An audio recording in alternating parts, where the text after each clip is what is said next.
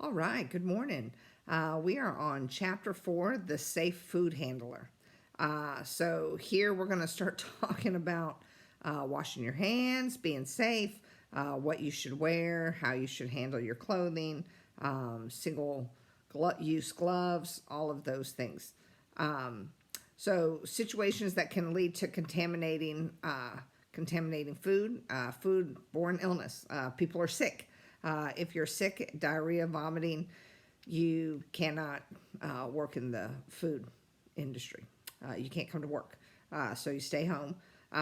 Having wounds or boils, that can cause pathogens, especially if it's on your hands.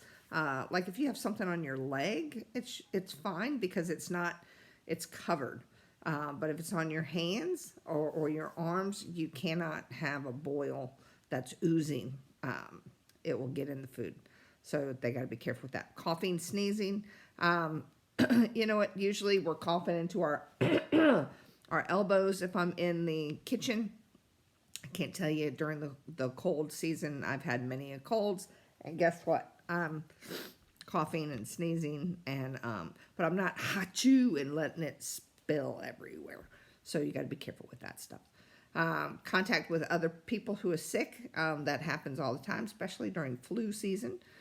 Use the restroom and do not wash hands. You got to use so usually you have to do this. You go to the restroom and you wash your hands there.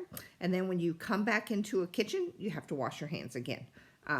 So that you just have to. And most people, I promise you, your coworkers, your students, oh, well, didn't you just leave and come back? Anytime you leave the kitchen and you come back, you always have to wash your hands.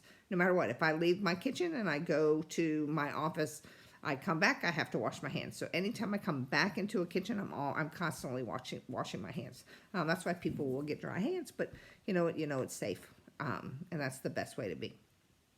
If you have symptoms such as diarrhea, vomiting, jaundice, which is the yellowing of the skin, you become a minion. Remember, anytime you become yellow, we're going to have to report that to the Department of, I think it's the federal department, because you can't work for 7 days. So you have to be released from a doctor before you can come back. So that is something that, I can't even, my hands are tied when that happens.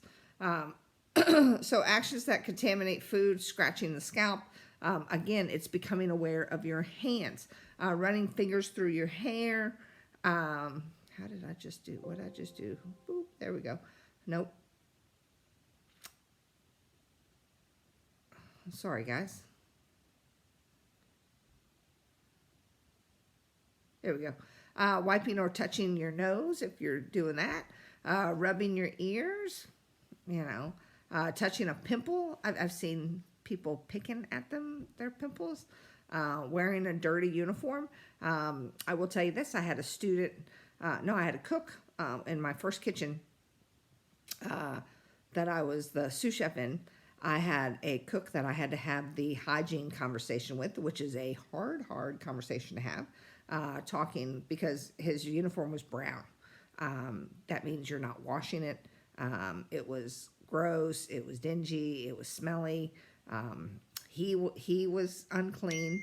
And so I had to do all those things. So sitting down and having that kind of conversation is very difficult because they're not easy conversations. It makes people uncomfortable, and for the person who's having it. But you have to, because you have to keep people safe. Because once the uniform doesn't get washed, it holds on to whatever was on it the other day, and the bacteria starts to grow, especially if you have food. And, let's say I got some chicken parts on me or whatever, juice, it just starts to grow. That salmonella it's right there, and then I touch my screen or whatever, and now I'm cross-contaminating. So you just have to be very aware of that. Spitting in the operation, we don't want to spit. Don't spit, okay? When staff has HIV, AIDS, tuberculosis, hepatitis B or C. The Americans and Disabilities Act, the ADA, provides employees with civil rights protection. So employees cannot be fired or transferred because they have that. Well, do you have to take extra precaution? Yes, you have to have extra precaution, and they need to tell their manager so that people are aware. Now, does your manager need to go tell everybody else? No, that needs to be stayed, underneath, keep it underneath the hat. Employers must maintain confidentiality of any staff who's infected with foodborne illness. So you got to keep it that is not infected with foodborne illness. So anything with HIV, tuberculosis, anything like that, you've got to make sure that you keep that confidential. Managers must focus on the following: creating personal hygiene policies. So most kitchens are going to have the personal hygiene policy. It's in place. I haven't seen it where it's not in place. Sometimes you'll go to a mom and pop place and they don't know. They have no idea. And that's why it's so important that everybody takes ServSafe. The more that people know, the better off it is. Training food handlers on personal hygiene policies and retraining them regularly. Here's the thing. You can train somebody, and if you are not holding people accountable, guess what? They're going to go back to their old ways. So that means that you, as a chef, as a manager, you need to keep retraining and retraining and retraining. And you've got to show them, hey, you got to do this. Hey, stop doing this. You know what? It's constant. People are unaware of their hands, very, very unaware of their hands and where they touch and what they do. Trust me, I've seen it all. Modeling correct behavior at all times, supervising food safety practices. These are all things that we must do.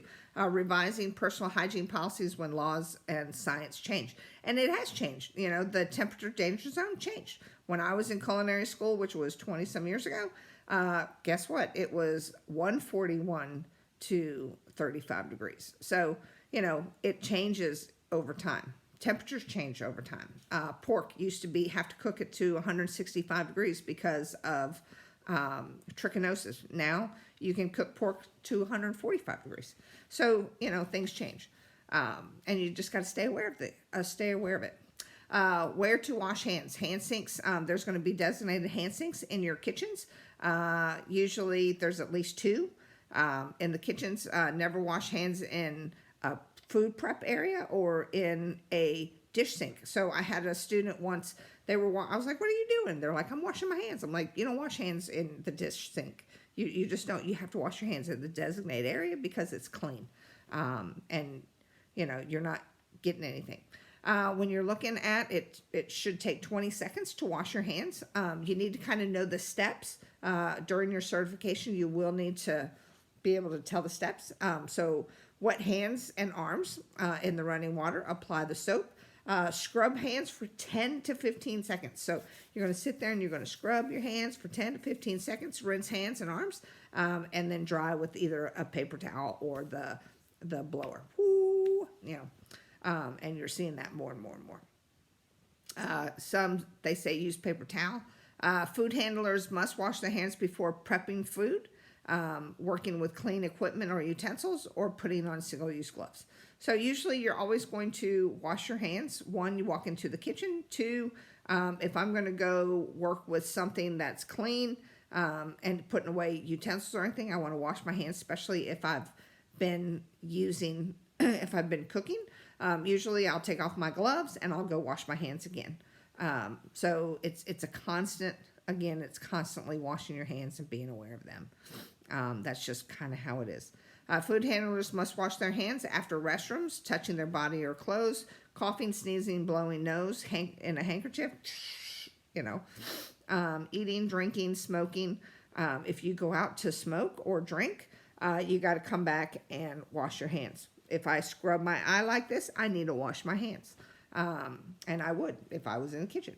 Handling soiled items, handling of raw meat, seafood, anything like that. Taking out the garbage. When you take out the garbage, you got to come back and wash your hands. So it's just being aware of those things. Food handlers must wash their hands handling service or aquatic animals. I guess if you're doing a lobster take. You got the seals in the kitchen. Handling chemicals that might affect food. So if you're handling any cleaning chemicals, you need to make sure that you are washing your hands after. Changing tasks, anytime I'm changing my task, if I'm changing from working with meats to now I'm working with salad, I'm going to wash my hands. I'm going to clean my whole station. So I've always wants to make sure that it's clean. Leaving and returning to the prep sink, the prep area. Again, if I leave the kitchen and come back, I'm washing my hands. Handling money, any electronic devices, or touching anything that can't contaminate my hands. So, corrective actions is for your food handlers. If they touch uncleaned surface areas and their hands, they need to dispose of the contaminated food. So let's say that I have bleach on my hands and I go and I touch salad or a cookie or something that's not going to be cooked, I can't rinse it off, I can't do anything to it. Guess what? I got to throw it away. Clean potentially contaminated equipment and utensils. You want to make sure that gets done, and retrain or coach food handlers. And again, it's constantly retraining. It's constantly, hey, don't forget about this. Hey, don't forget about that. You want to use liquid antiseptics when you're washing your hands. That helps get away from the pathogens. You used to see, when I first was in kitchens 25 years ago, you would see little, those little scrub things that you'll see with, like, if you're doing your nails, you would see that in a hand sink to kind of get rid of whatever. You don't see that anymore because of the bacteria from other people. Back then, we didn't care. It was, but now you don't see anything like that. If used, hand antiseptics, they should be ch.4 and FDA standards. You got to have standards for this. You can't just use whatever.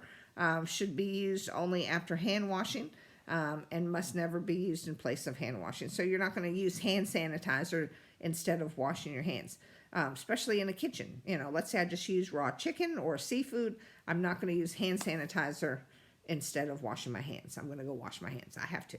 And then cross-contamination, and then allergies, and there's so many other things that go into it. So fingernails. Your fingernails should be short, okay? So right now I have nail polish on. I never get to wear nail polish because I'm always in the kitchen. But I haven't been in the kitchen at school now for a month. So I get to put on nail polish. Love it. But if I'm going in the kitchen and you guys are going in there with me, it will be off. I'm not going to have it. You can't have your nails long. They can't be over your skin, okay? So you can't have false acrylic nails, anything like that. So you can't have it. So, I've had many students that come in with acrylics, and I'm like, got to take them off. You got to cut your nails. You can't have this. Infected wounds, cuts, anything with pus. You got to be very, very careful of, because people, you can get other people sick. They need to be cleaned. If I cut my finger, I'll never forget, I cut my thumb on a mandolin, cleaning it. Dumb.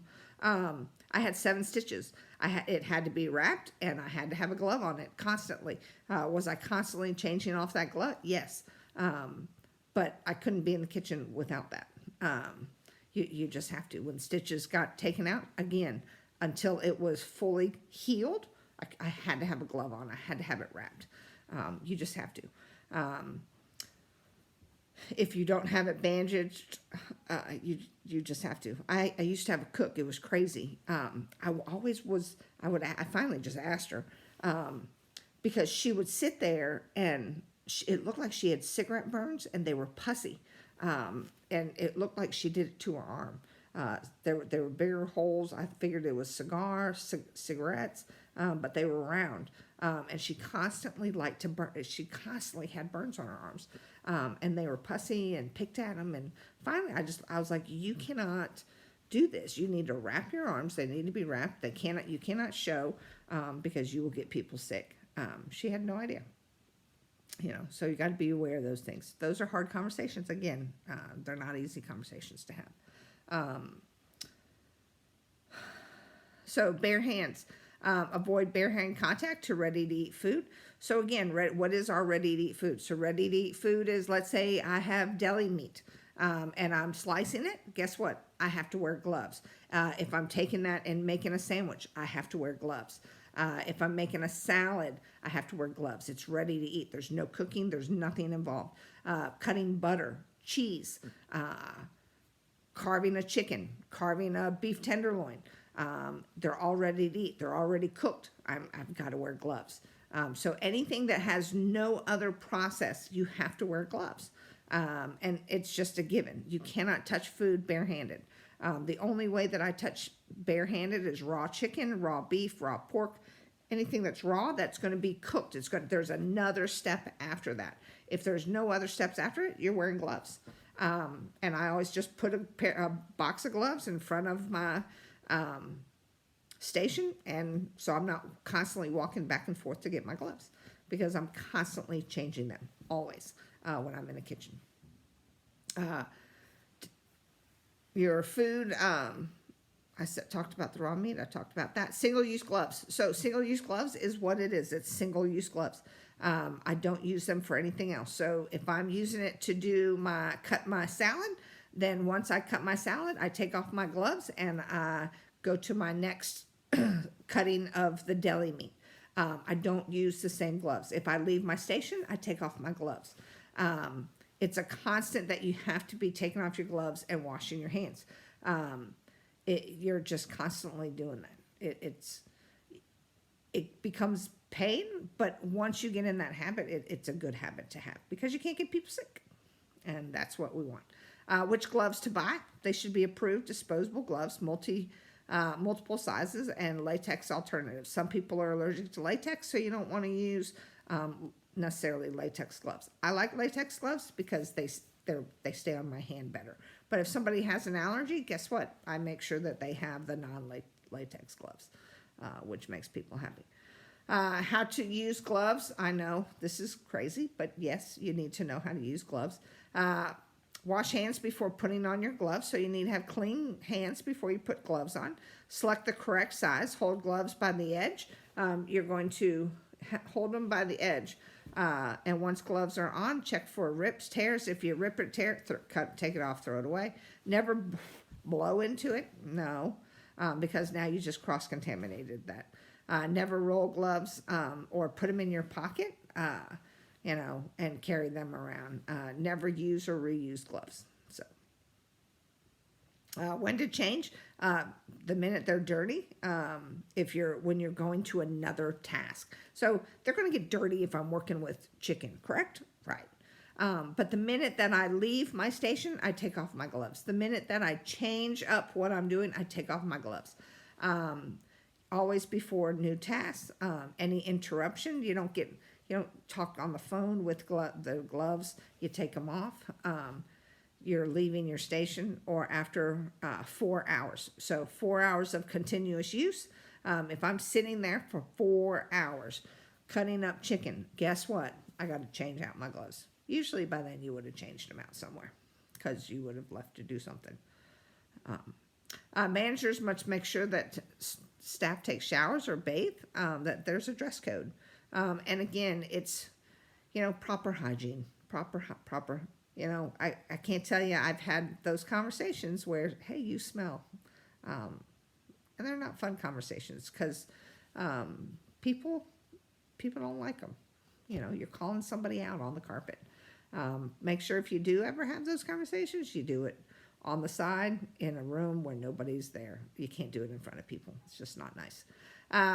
So food handlers must have hair restraints. Okay, so you see how my hair is up. I'm always constantly wearing my hair up.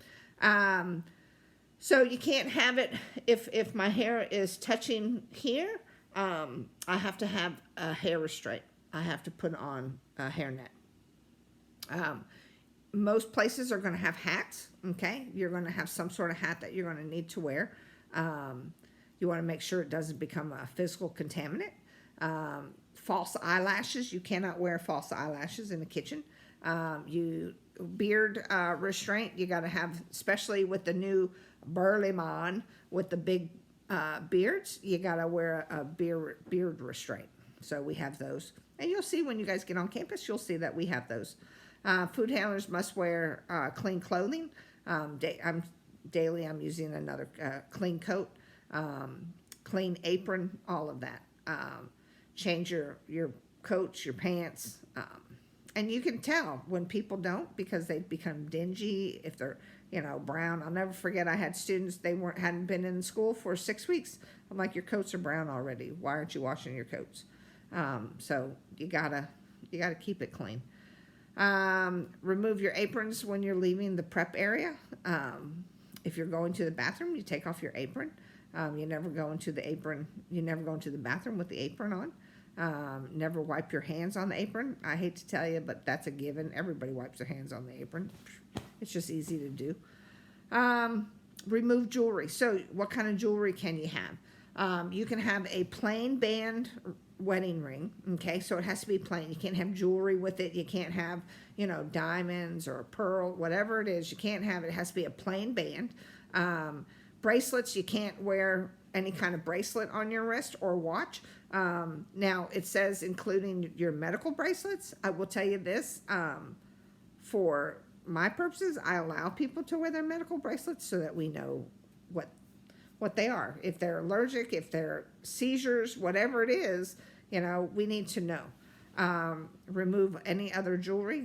Earrings, you can't have earrings. You can't have nose rings, face rings, eye rings, your tongue rings, usually the tongue rings can stay in, but your nose rings or a lip ring, those got to go.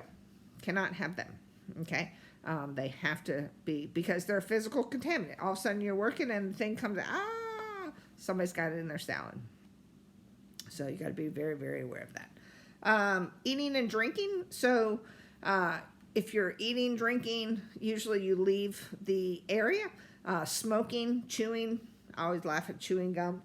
Nobody chews gum in the kitchen because you're constantly tasting things. You need your palate to be clean. You can have a drink. It needs to be covered with a lid and a straw. And as long as it's underneath the table, it's not on top. Like if you have this, if I put this right here, well, can you see it? If I have this cup sitting right here, right, and it's sitting on the thing, and I come over and I hit it, guess what? What's going to happen? It's going to fall all over. So you can't have that. You got to have it covered with a lid and a straw. And it's got to be underneath your prep table. So that's the only way you can have a drink in a kitchen.